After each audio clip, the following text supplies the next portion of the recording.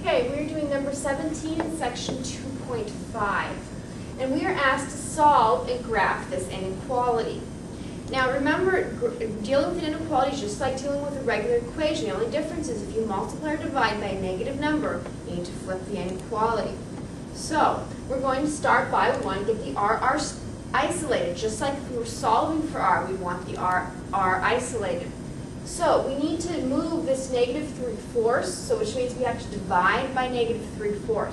When you're dividing by a fraction, what's that really doing? You're multiplying by the reciprocal. Remember your fraction rules. So I'm going to multiply both sides by negative 4/3. Now, what did I just do? I multiplied by a negative number, which means I need to reverse the inequality sign. So do that first so you don't forget. On this side, they cancel out and I'm left with r. On this side, we multiply straight across for fractions, negative 120 over 3, which we can just, let's see here, that's just negative 40. So r is less than or equal to negative 40. Now, we want to write this in interval notation. This is the smaller side, so we're going to negative infinity. Now, since this is equals to, we put a bracket to show that this side is closed, that we include the negative 40.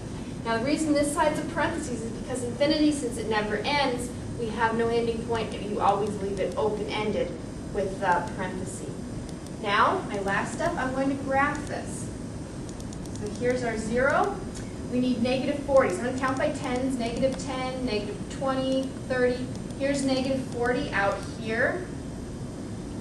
We want a solid dot since this is closed, since we're including it, or equal. Or if you want, you can also use, again, the bracket if you want.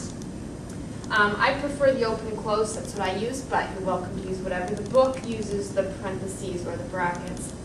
Now we're getting smaller, so we're going off in this direction. So this is our graph, this is interval notation, this is the actual inequality.